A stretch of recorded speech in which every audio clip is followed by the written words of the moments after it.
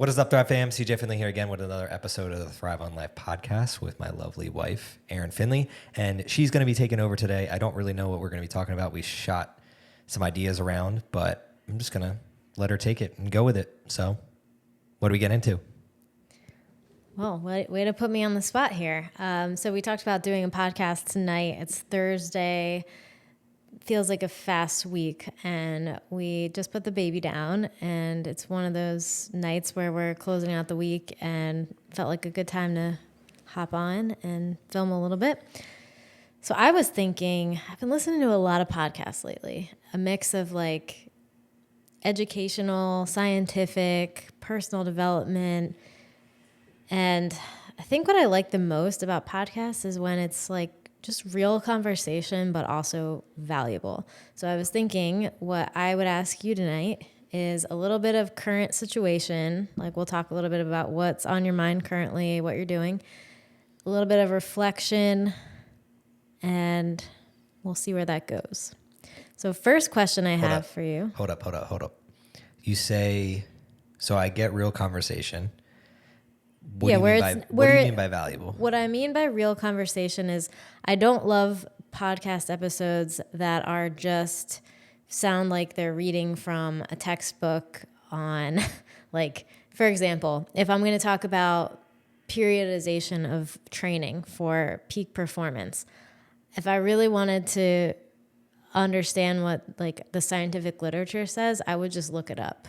But if I'm going to listen to a podcast, I want some like personal experience intermixed in there, some realness, not just someone that sounds like they are literally Googling it and reading it to you and calling it a podcast episode. Why do you value SEO. the personalization? Because I think it's a lot more relatable. And if I'm going, like I said, if I'm going to listen to a podcast as the format by which I'm taking in the information, then I expect that it will be informative, but also relatable to my life and not so taxing on my brain, you know? Does that make sense? It does. So otherwise, I would just do my own research on certain things. But that was just an example. Now, if we talk about life or other things, I think that's where, like, if you think about podcasts as a form of content in media, how do podcasts differentiate from one, the news, two, like I said, like scientific literature, three, like books? And I think that human element is what makes them interesting. The human element and like the personality of the host or the guest, right? Do you agree? Yeah, I think for me, podcasts really represent freedom.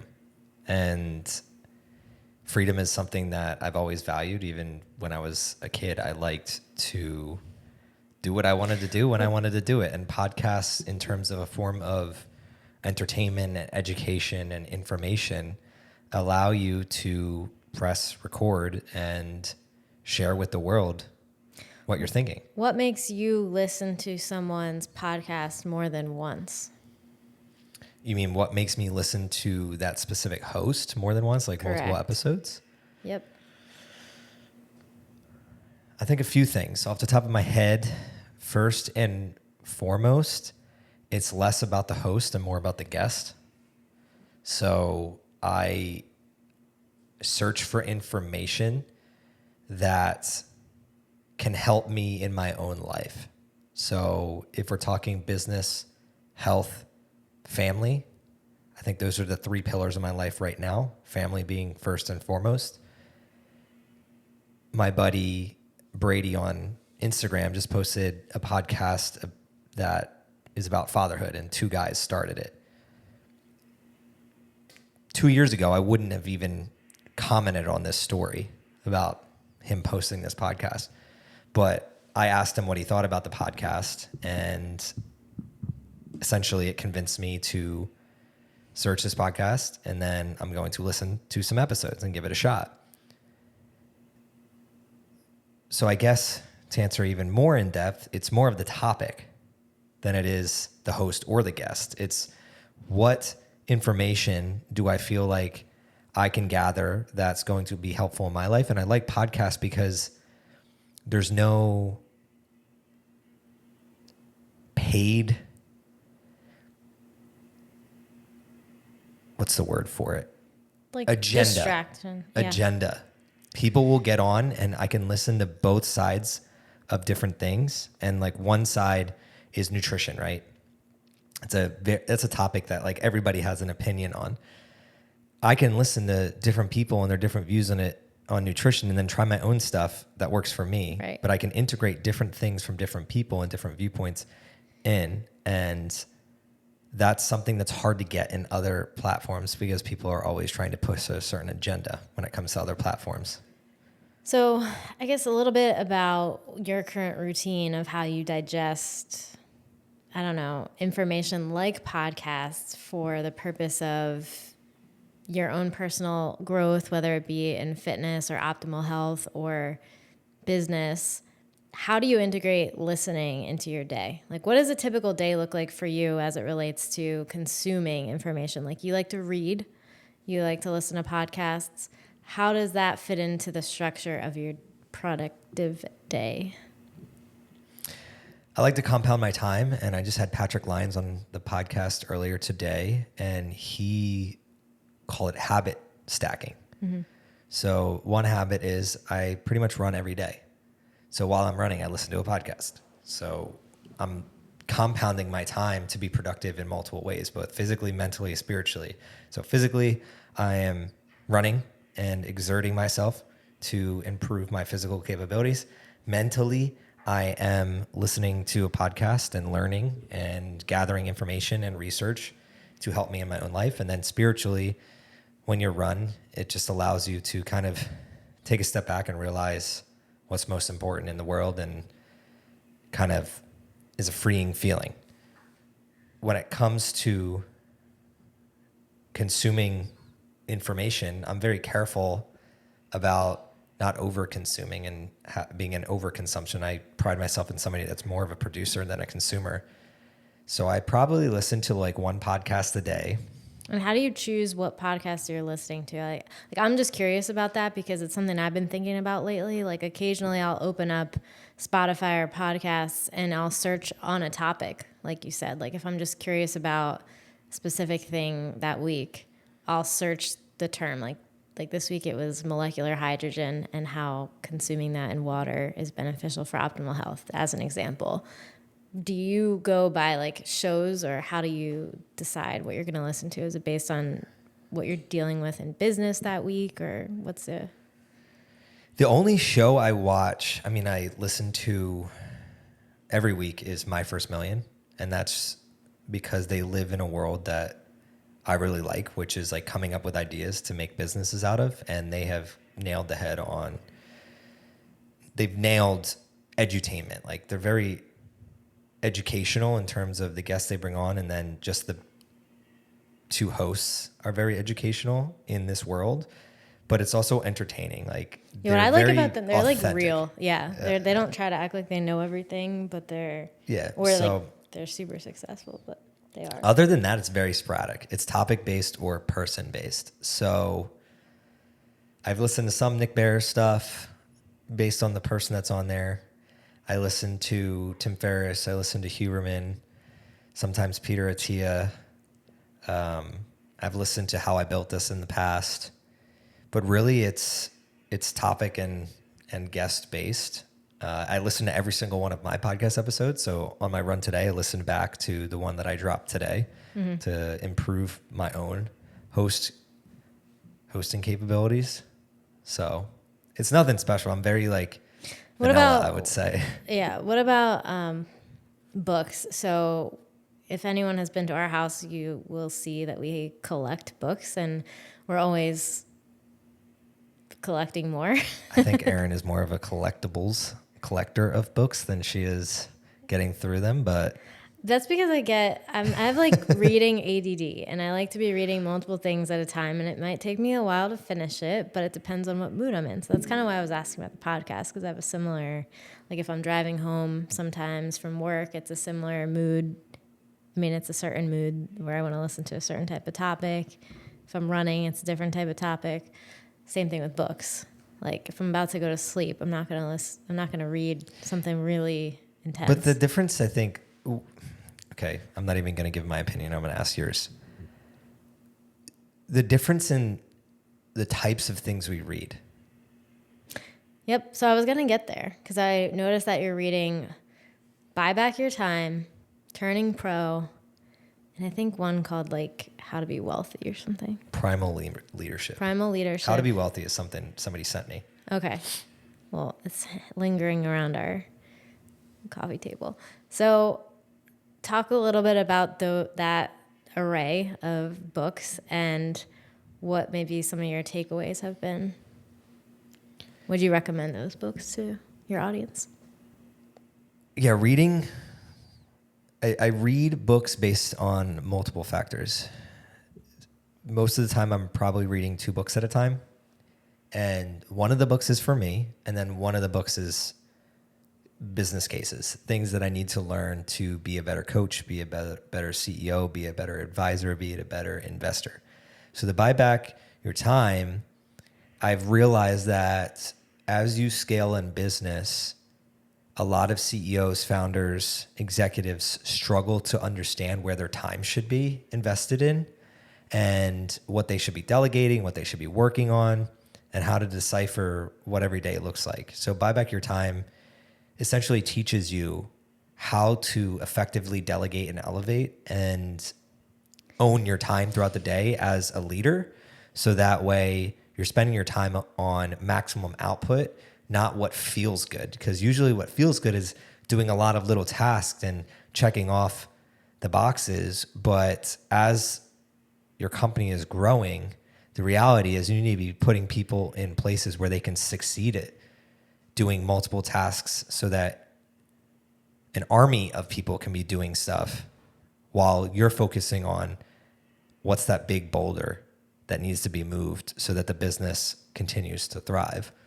And then another book, Turning Pro, is really just walks you through like the difference between how amateurs show up in the world and the difference between how professionals show up in the world, and helping you analyze where in life you've showed up as an amateur and where in life you potentially could take the next step to turning professional. And for me, the reason I'm reading that book right now, because I do a little bit of a lot, but the reality is like nobody can be pro at everything.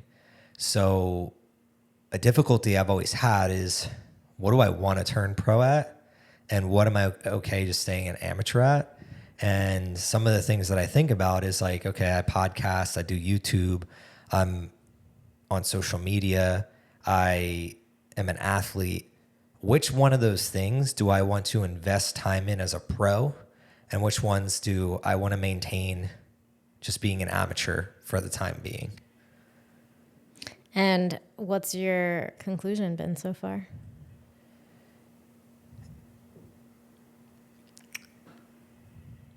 I've also based on, then this is where books help you with each other, the Buy Back Your Times. You start understanding like the here and the now.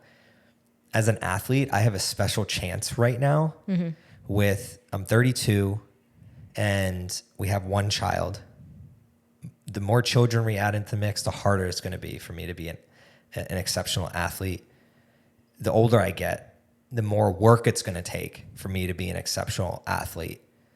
So I feel like the next 5 years is really about me tapping into what my athletic potential is and leveraging the social media, the podcast, the YouTube for that athletic capability. And when I say professional in athletics, I don't mean like I'm getting paid hundreds of thousands of dollars to partake in athletics. I mean challenging myself in athletic ways to inspire and motivate and build communities of other people that potentially could be doing the same thing, and then working with brands and communities to expand. Yeah. And I think on that point of like the window of opportunity, I've been thinking a lot, this is a common theme that's come up in my mind, has been about how life can be viewed as a series of chapters. Like somewhere along the lines, I think society has caused us to think about making decisions as if they are be all end all final decisions, right? Like when you pick a major in college, when you decide where you're going to live post, when you enter adulthood, when you decide, I don't know, I'm thinking very like career wise and like lifestyle wise, but life is like this infinite canvas. And to your point of windows of opportunity, like if you think about it and zoom out, if you were to just spend like the next 5 years kind of going all in on athletic endeavors, and all in could mean for you just really pushing the throttle a little bit more than what you've done in the past, let's say 10 years. And that could look like more races, maybe a little bit more intensity in how you show up, the types of athletic endeavors that you're doing. And that obviously that's not sustainable for longevity. But do you want to look back on life and know that you gave it your all for this period of time? And what story do you want to tell? Like I've been asking myself, like, what story do we want to tell about the things that we set out to do for ourselves? Is it better to just coast along and pursue this like maintenance mode? And that's a struggle that I feel I have with myself because I'm very like longevity focused. And to be longevity focused, you don't want to put on too many stressors or too many unsustainable habits or behaviors, right? So it's this mix of... The real struggle people have, though, is it's an infinite canvas with a finite timeline. That we don't know. That's where people get stuck and they get overwhelmed because like I have all these options and I know that I have a finite amount of time. But I don't think everybody's thinking about the finite aspect. I think that's one of the problems is that like you can view it as this indefinite window of time or of opportunities. And I think that a lot of people get stuck in this idea of like, maybe I'll do that in 10 years, or maybe I feel like what I've been trying to do lately is not only think about life in these little chunks of like, what am I going to do in this chapter? What am I going to do in this next chapter? Whatever. But also like remembering that there may not be a next chapter. Like we don't know. But I think what stops more people is, I mean, they know it's finite. They might not think like, yeah, of course. Like to a T, I need to like take advantage of every day. They're not thinking like that. But what I mean is, they stay content because it's more overwhelming to think about what the options are than it is to narrow it down and say, you know what, I'm going to go all in on this. Mm-hmm. I think that's the major struggle for a lot of people out there, including myself. So one thing that I'm trying to say I'm struggling with. Before you get into that, because there's a cost to everything. It just like you said, if we were to go all in on our athletic endeavors for the next 5 years, what's the cost of that? Exactly. Everywhere else. Exactly. But also, just as it relates to health, you and I are both very optimal health focused. Like we want to live as long as possible, as healthy as possible, because both of us know that we have some predispositions and we need to be mindful of the lifestyle that we have today for our future. And it almost is contradictory with the way that we want to perform in life. Like we're both, I would describe us both as like very high performing in business, in career, in athletics, in almost everything that we do. And I feel that's a little contradictory to this idea of optimal health where you're supposed to like minimize stress and be like slow about things. Yeah, but I mean, I don't agree with what you said. I'd rather live 70, 80 years and have fun and go hard within reason than there's a lot of people that get on podcasts like, oh, I want to live to 100. Mm-hmm. Living and being alive are two different things. I don't want to get to 100 being alive. I want to live up to 100. Right. Now, if living, like actively living and going after things that I want to do, if the cost of that is beating myself up a little bit, then that's the cost that I am willing to pay. but I'm not going to be stupid. I used to be stupid. I mean, one of the reasons that I stopped drinking was that adds years to my life. I stopped substance abuse. That adds years to my life. But I'm also shifting into pushing my body harder. So we're not going to see the result of what that is, but I'm willing to pay that cost because at the end of the day, no matter what I do, anything can happen. So the reality is I'd rather have fun and chase things that make a fulfilling life. I'm actively living rather than just stay alive. I think the other thing that we've both done a good job with is realizing that we can push ourselves, but that we also have to recover. So like we'll push ourselves physically with training, but then we make sure we prioritize like sauna and cold plunge and relaxation and sleep, number one, food, all those things. I think that is something that has to be looked at as just as high priority as the output. I mean, I put it as a higher priority these days. Yeah, but one again, time you said to me, like, if you had to skip a workout or recovery, you would pick skipping the workout. And I think that's an interesting perspective. Yeah, I mean, I literally just half-assed the workout before this, but the sauna's on and we're going to go rip it in there after this. Like, I'd rather skip the time in the gym than the sauna and the ice. And just for context, like, what is the reasoning behind that?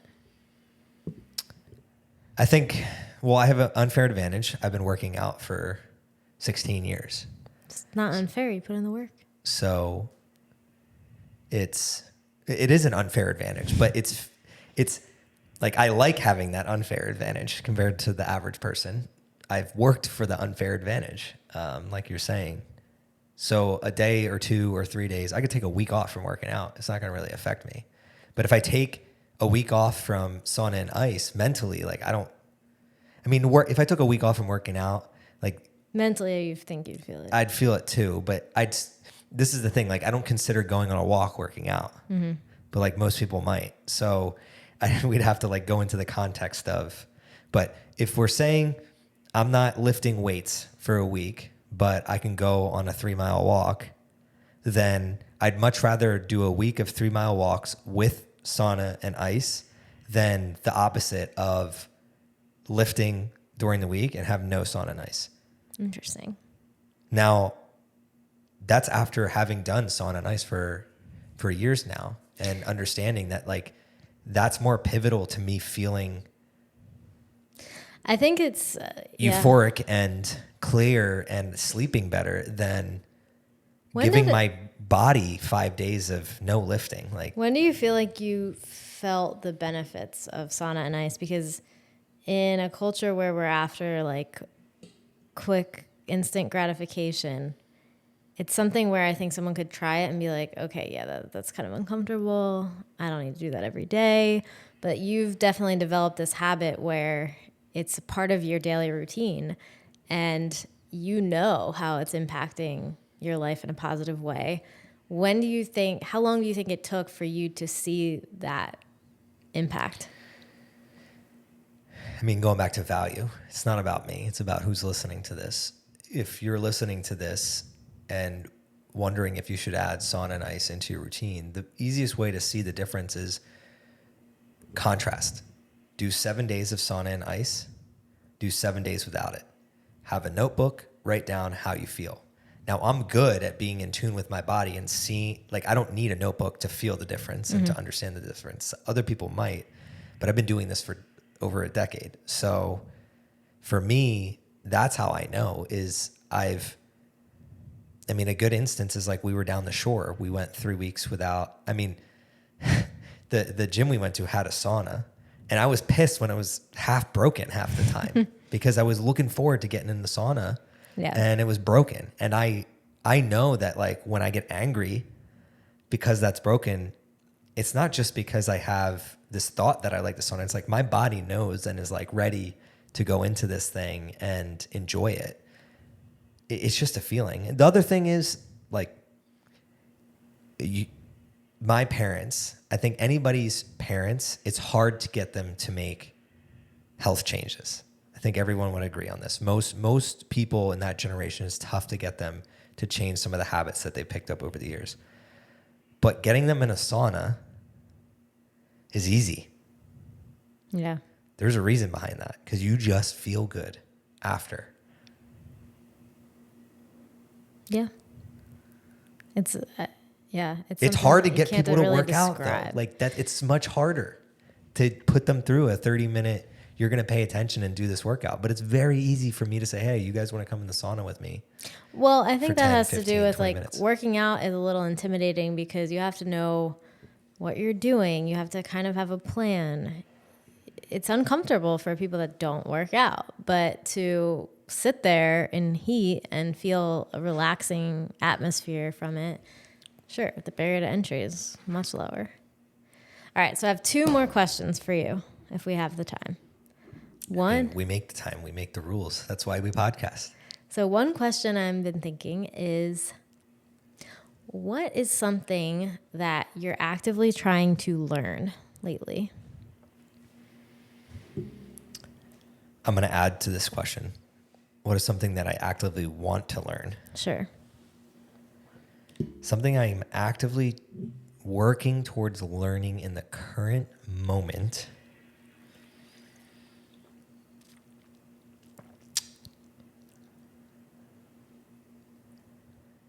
I would say something I'm actively researching and working on is my hip mobility and fixing some hip issues. The reason I'm trying to fix some hip issues is 2 weeks ago, I guess I went too hard and my back gave out at the end of the day. And for a couple of days, I literally couldn't walk. And in the past, that wouldn't have been much of a deal. But because I couldn't function to pick Aiden up the way I wanted to or play with him the way I wanted to, it was a very harsh reminder that I need to fix this and get ahead of it so that it doesn't happen again. Because it'd be one thing if I was like in this really hard race and whatever, but like I was just training harder than usual and I was in the shower and I turned the wrong way and bam, I couldn't walk. So that's something I'm actively working on learning, and I've made some progress the past couple of days. Something I want to learn though, and it's going around in our community, is like learning how to shoot a bow and arrow. And above and beyond that, I think there's some skills that I want to learn. I want to learn how to become a better chef, how to almost make stuff from raw ingredients. It stems from a feeling of wanting to get back to like the roots of being a human being, of if I was just giving nothing, like how would I create something from nothing, or how would I hunt something from nothing? I think that's really what is piquing my interest lately. I think it also has to do with Aiden is here now, and as a man, I start thinking of protecting and being a provider, and we have everything we need. Like, I don't need to be learning how to shoot a bow and arrow, and I don't need to learn how to be a chef, but I'm a curious person. So when it comes down to, if I didn't have all this shit, I didn't have any of this stuff that we have to live in 2023, how would I go about life and what would it look like? And really getting back to that. So. Yeah, interesting. What about in the business world? Are there any hard skills? And then you got to answer this.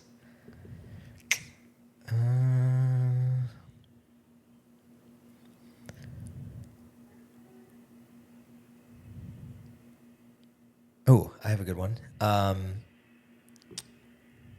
Shout out to Jamie. I just hired somebody to help me with learning how to write scripts for content that create more engagement on the front end to draw people in, and then provide value that keeps them there, and then have a call to action towards the end. With my content over the years, because I've just leaned into storytelling and authenticity, I think I haven't had as much of a reach as other creators, because I haven't focused on some of the tactics of creating talk triggers and things at the front end of the content to really get people sucked in. And one of the hesitations I've always had for that is I didn't want to seem salesy or scummy or things like that. But he really taught me how to do it in a way that is aligned with my vision of myself and Thrive and my personal brand. So that is currently in action right now, and I'm still learning how to do it and actively practicing it. But I'm excited for Yeah, I feel like it. I've noticed, like, with all your content endeavors, you're somebody that's really good at being like, I need to learn this, so therefore I'm just going to head down, figure out how to do this. And a lot of people would lose patience, I think. But even what you just showed me today about how you chopped up the video and did your own, like, BTS to it, like, do you know how overwhelming that would be to people, including myself? Like, it's probably overwhelming to me. I'm not saying I couldn't do it, but I would be like, all right, for me to do this well, I have to do this, study this, figure out how to do it. Like, I think you have the skill of just being like, I've seen enough of this, I'm going to figure it out. And then bam, I'm not going to spend any more than X amount of time on it. And that's like a really cool trait. Yeah, it goes back to delegate and elevate. I need to know enough to delegate it, because if I don't know enough, I feel that way too. I get taken advantage of. Like, I've lost money because I don't know enough where that person takes advantage of me. Not even because they're a bad person, but I don't know enough to make tweaks or ask for something in a certain way, and it doesn't pan out. So what Erin was referencing was an episode of the podcast that I dropped. I'm working right now on figuring out how do I create LinkedIn and shorter YouTube clips that are context driven, topic driven, because just like I was talking about earlier here, I search for things based on topics.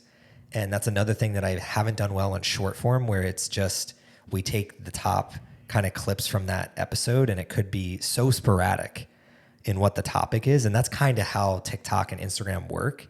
Mm-hmm. But when you're talking YouTube and LinkedIn, it's very topic heavy. So how do I find topics that kind of trigger people a little bit? So today's topic was how the meat industry has been known not to use the full animal as a resource for consumption. And Chef James Barry was talking about, he wants to change that. And he wants people to understand that the organ meat is very nutrient dense and it should be utilized by the masses, not just by what I would say is the fringe people. And I created a clip around him talking about how the industry overall neglects using the whole animal, and he kind of rips into how we then shuffle off processed food into pet food industry and any industry that's willing to pay, and that industry doesn't give a shit either, and pets get sick and humans are getting sick, and the reality is they're getting sick, and then we're spending billions of dollars on supplements rather than just like going back to the root of humanity, which is these animals provide nutrients that we all should be eating, but we're just not doing it in the mass capability. So that was, I think, a very valuable piece of his episode, but it's also contextually going to trigger some people, and other people, it's going to be new information for them that's like, oh yeah, like that's interesting. Why don't we use the whole animal? And maybe it gets them to start thinking, maybe it starts conversation. Who knows? But I don't want to go too much off the deep end into that, but that's what I was piecing together today, and then figuring out, like, how do I, like, what's 80% good in a clip like this so that I can then outsource and help that elevate that person and really create a system around it, because that's really what I try to do, is build systems around these different aspects that I work on every single day. I shouldn't be sitting there clipping up every single episode. I should just be figuring out enough to then build a system around it and then help somebody who really gets fired up doing that integrate into my system. Yeah. But for you, what is something you're trying to learn or something you're trying to invest your time into? For me, it would probably be, when I think about what I'm trying to learn, related to what I would consider my identities. So obviously, You have multiple identities? I do. I'm a mother now. So what I learn and what I'm actively learning and trying to learn and wanting to learn is what I should be experiencing myself in this time period of my life with a 4-month-old baby, what my baby is experiencing at this time in life, and how I can be the best mother, right? So, I mean, there's obviously no playbook to that, but at least understanding like the things that I'm experiencing, are they normal? What should I be experiencing? What types of things can I be doing for him? How much should he be eating a day? Like things like that. So a lot of the information I consume is around that part of my life. And then if I think about like professionally, I am always striving to improve my leadership skills. So I think about the people that I work with on a team, the people that report to me, and how I can be a better leader for them. And I think a lot about, I don't know if we talked about this on another episode or if I was listening to something recently, but like there's a difference between being a leader and a manager. And I think about that almost every day and how I show up. And I think that's tough because especially in the working world, you have these like competing priorities of your time. And it's almost a lot easier to be the manager and delegate, like you're saying, and just check in and not micromanage, but just be the point person to make a decision and kind of guide in the right direction. But being a leader is different. It's a different energy. It's having a different type of empathy and emotional intelligence for your people that you work with and inspiring something in them, making them feel a certain way. So I'm trying to learn more about that and how that relates to who I am and my natural personality traits, and how to, I think something I think about a lot is my natural tendencies are to be very analytical, data-driven, like introverted, right? But I'm constantly showing up in these ways that are the opposite of that, where I have to make quicker decisions, be more bold with actions, speak more to people I don't know. And that is a learning experience for me. How else am I learning? What else am I learning?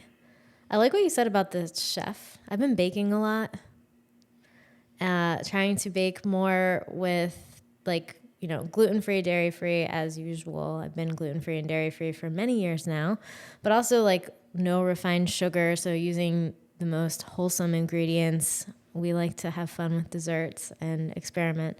So that's been cool.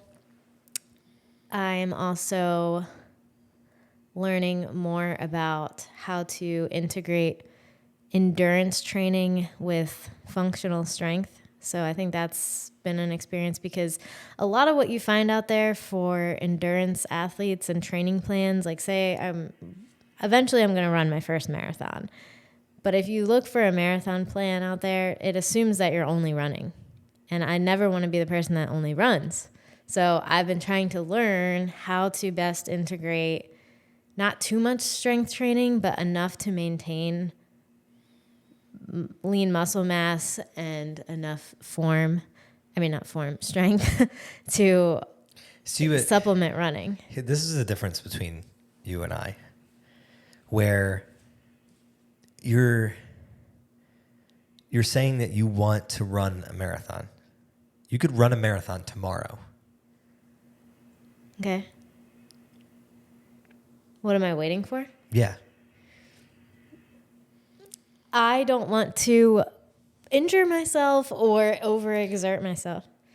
I don't want to show up unprepared. I didn't say you were going to run the marathon fast tomorrow.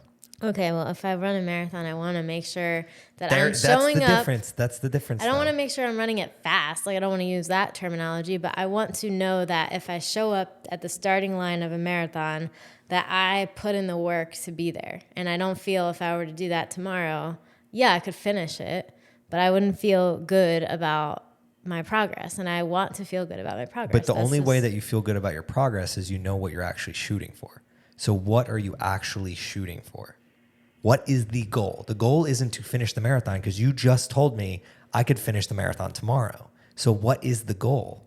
The goal would be to finish it in a time that I would be proud of. Which is? Boston qualifying time. Okay, so now we're getting somewhere. So now going back to the whole beginning question of this episode, which was like kind of the buyback time and what are we reading and why we do the certain things that we do, apply what we were talking about to this very concept. What is the Boston qualifying time? What's the exact time? I think for my age, it's probably less than 3 hours and 30 minutes. Might be a little faster than that. Okay, let's assume it's 3 hours, 30 minutes. What mile time is that? That's like for 26 miles. I'm pretty sure it's like sub 8. I think it's like a 7:30 for 26 miles. So without even thinking, how would you program running 7:30 for 26 miles and stay strong? Don't overthink it.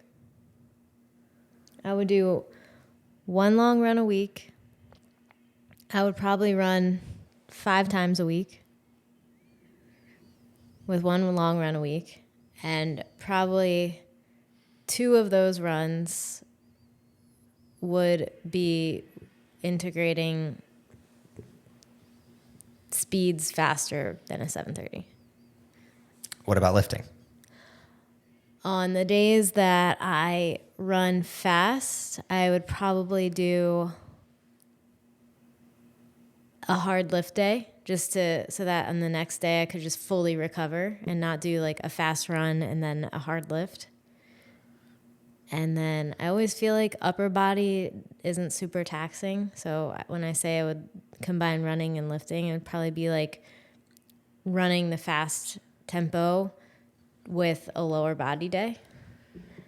And then I would do probably one upper body day and one core or Okay, we mobility. can work on that. But see how quickly you piece together something? Yes. Now, you're actually just an FYI, you're not going to want to do your speed days on your lift days. You're going to want to do your lift days on your long, slow days. Because a long, like say you do a 10-mile run at just a slower pace, you're not shooting your nervous system as much as you would be if you do a fast day. That's going to like really push your nervous system. So on the days that I go fast, that should be the only thing I do. Yeah, and then recover. And then on your really long day, it should only be running and recovery. And then on your medium days, Medium like say your long really long day is 16 miles. And That's the all you should medium do. is 10. Medium is 10. On that day, do a lift. Got it. And then I would say, if What I'm I was in struggling your with the shoes, most, I would like- do one day that's a hard lift and then auxiliary miles, whatever I'm feeling up to. So I would lift hard in the morning and then in the afternoon, whatever I'm feeling, get some miles in. I think what I'm struggling with the most to make this actually happen in the world is making the time for it. It's tough to run at night here after a long work day when the baby's asleep. I think ideally I would get this done first thing in the morning, but I don't want to sacrifice my sleep. So therefore I have not been implementing these training plans. Yeah, it goes back to the seasons. We'll wrap here. I You'll didn't get get that to ask done. you my last question, but I'll save it for the next. All right, well, we can do 5 minutes. Can we keep it to 5 minutes? Yeah, if you can answer it in less than 5 minutes. I'll answer it in less than 1 minute. Okay. Where, in reflection, where have you grown as a person in the last 5 months? And we can't say parenthood.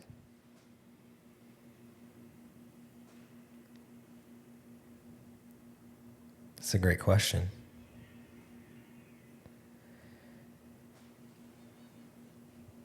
Ding dong, ding dong. We're wasting a minute. Where have I know one. grown the most? I would ask you. Where do I think you've No, grown? let's flip this question. Where do you think I've grown, and where do I think you've grown outside of parenthood in the last 5 months? Okay. And we have a minute on the clock for each of us. You go first. I'm answering where you've grown. Yeah. I think it goes back to what I noticed about you and complimented you on, which was how you have done a much better job of making time for people in your life that you truly care about, friends and family. I've noticed, and I feel like it's been great to see because we're probably the most busy than we've ever been with a new baby, but you've really gone out of your way. And I think that that's really important and admirable. I appreciate that.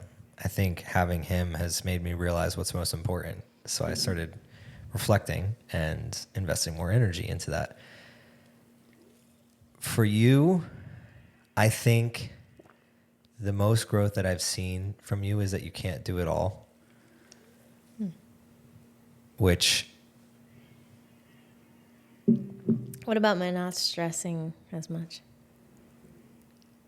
You still stress. We were at dinner talking about this. But what I mean by you not... So where am I slacking? Like even your answer before this is just like, I won't sacrifice my sleep. Yeah. To do the training. I think that shows massive growth for you. I like the college you would have crushed yourself trying to do all the goals all at once, but you have a 10-year, 20-year, 30-year perspective, and you will understand that when the timing is right, you're going to go all in on that goal to run the marathon. But I struggle with it for the same reason that we talked about in the first part of the episode, which is there's a window of opportunity and we don't know how finite it is. Yeah, but you can't control the weather. Yeah. That's just like, it's just not something we control. It's one reason that we're reconsidering our geolocation because we want to train more. So you can't control the weather. You can only control where you are and what you're willing to do. And I think to the point of your growth is you are playing it smart. And the reality is a couple months doesn't make a difference. A couple years makes a huge difference. Yeah. So we're not talking years here. We're talking, you got like, hopefully only like 2 more weeks. And then like, it looks like it's going to drop into the low 90s. Oh my God. In the next couple weeks. So once that happens and you can turn up your training, I look forward to supporting you on that journey. Let's hear you wrap this up. Come on. All right. Well, all right. So I don't have anything to say to wrap it up other than catch you on the next episode. I mean, what else do you want me to say? I love you. Catch you all on the next episode. This is CJ Finley and Erin Finley with the Thrive on Life podcast. Thrive on.